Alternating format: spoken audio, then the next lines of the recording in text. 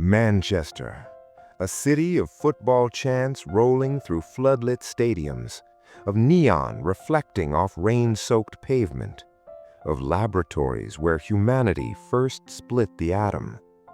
But before the science, before the stadiums, before the skyline of glass, there was smoke. Before the smoke, there was mud. And before the mud, there was a Roman frontier at the edge of the known world. This is not just the story of a city. It is the story of how modern civilization was forged, in cotton dust, in political bloodshed, in moral defiance. To understand Manchester, we have to go back nearly 2,000 years to a sandstone bluff above two cold rivers, to a place the Romans called Mamucium, the breast-shaped hill.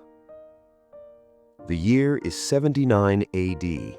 Governor Gnaeus Julius Agricola is pushing Roman legions northward into Britain's hostile frontier.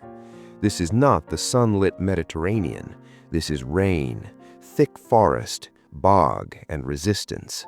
Agricola needs control. He needs to secure the road between Diva Victrix, modern Chester, and Eboracum, modern York.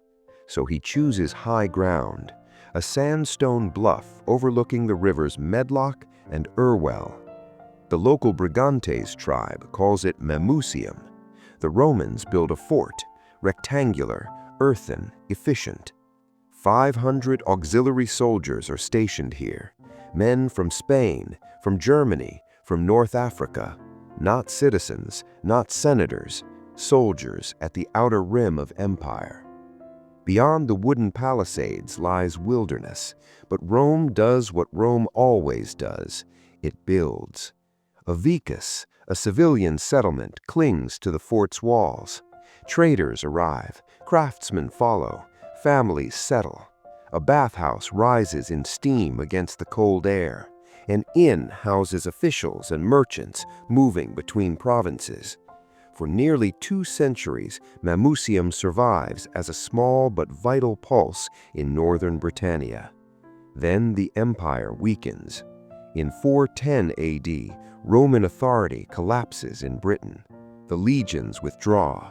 Stone is stripped from buildings. Roads fracture. Trade evaporates. Mamucium does not fall in battle. It fades. And for 6 centuries, history grows silent. Manchester re-emerges not with triumph, but with obscurity. In the Doomsday Book of 1086, it barely earns a mention, a minor settlement in the manor of Salford, a scattering of wooden buildings surrounded by marshland. Flooding is constant. Life is agricultural, unremarkable. But in 1222, something changes. The lord of the manor receives a royal charter to hold a market. In medieval England, a market is survival. It draws traders, it anchors community, it creates momentum.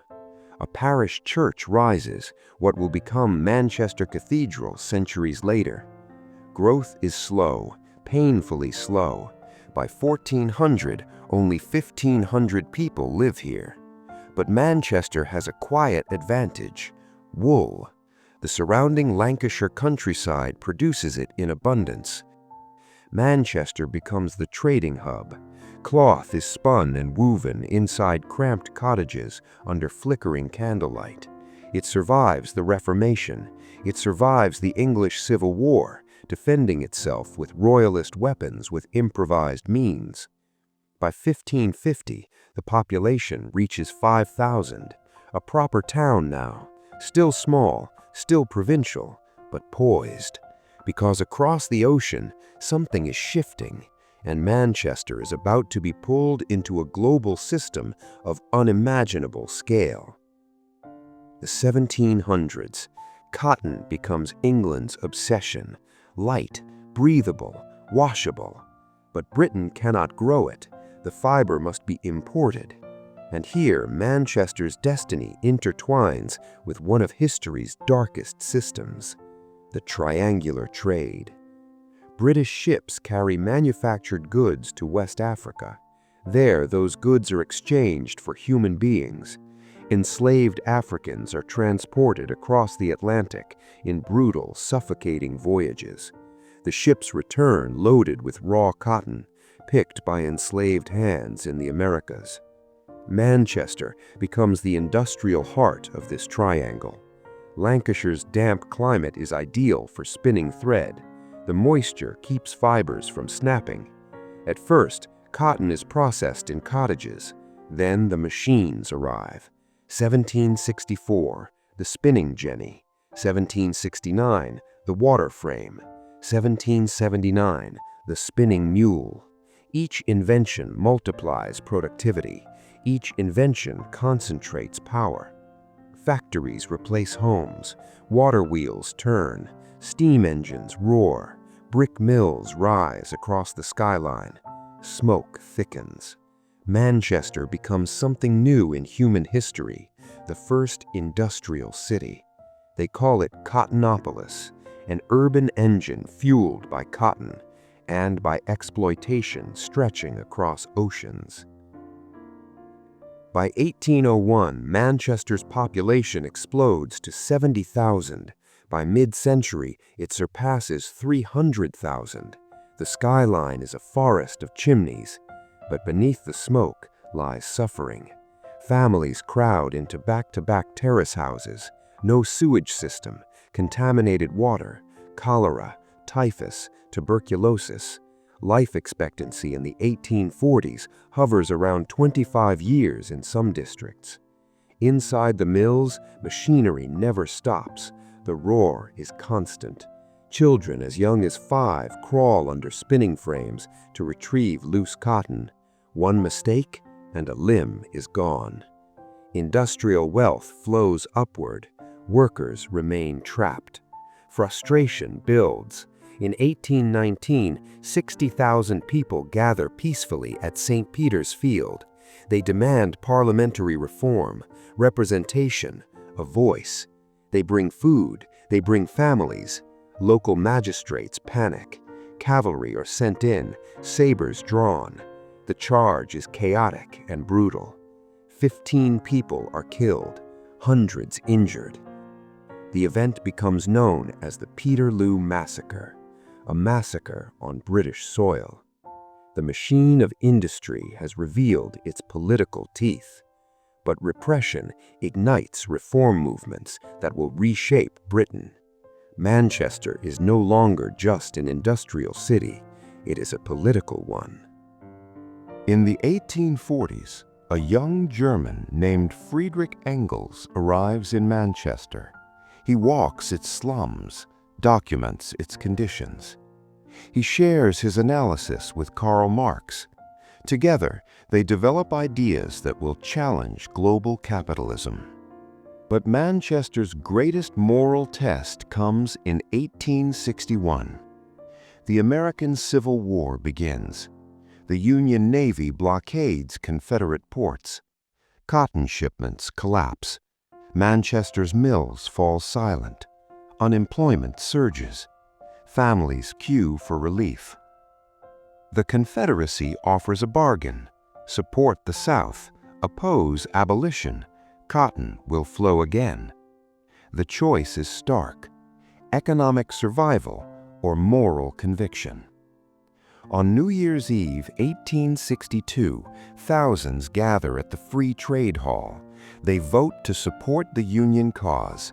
They send a letter to President Abraham Lincoln calling slavery a foul blot on civilization. Lincoln responds, praising their sublime Christian heroism. Manchester's workers choose principle over profit. A city built on cotton refuses to defend slavery. In its darkest hour, Manchester finds its conscience. By 1900, Manchester is the 6th largest city in Europe. Its wealth funds architectural ambition. The neo-Gothic Manchester Town Hall dominates Albert Square. The John Rylands Library rises like a cathedral of knowledge. But supremacy fades. World War I drains a generation of men. American and Japanese industries undercut British textiles. The Great Depression devastates employment. Then, in 1940, German bombers strike during the Blitz. The industrial heart burns. After World War II, decline accelerates. Mills close, warehouses empty. By the 1970s, Manchester is associated with unemployment, decay, and post-industrial gloom. The engine that built modern industry is stalling, but it is not finished. Out of economic collapse emerges culture. Abandoned warehouses become music venues.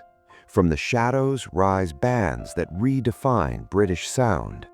Joy Division, The Smiths, Oasis. Manchester's identity shifts from industrial output to cultural influence. Football carries its name worldwide. Manchester United, Manchester City. In 1996, an IRA bomb devastates the city center. Instead of retreating, Manchester rebuilds. Glass towers rise in spinning fields. Salford Quays transforms into Media City, UK. Then in 2017, tragedy strikes again at the Manchester Arena bombing. Grief spreads, but so does solidarity. The worker bee, symbol of industry and resilience, appears everywhere. On murals, on banners, on skin. A reminder that Manchester's strength was always collective. From a Roman fort on a frontier, to the epicenter of the Industrial Revolution, to the laboratories where the atom was first split, Manchester has reinvented itself repeatedly. It helped create the modern world, for better and for worse. Its history is written in soot and protest, in cotton and conscience, in tragedy and reinvention. Progress has a price. Manchester paid it in blood, in labor, in sacrifice, and still it endured. The city of light may be Paris, but the city of grit is Manchester, and the machine it built, the machine of modernity, is still humming. Not in steam engines now, but in science labs, stadiums, studios, and skyscrapers. The past isn't buried here, it's layered, industrial, 18 stories deep, and it's still turning.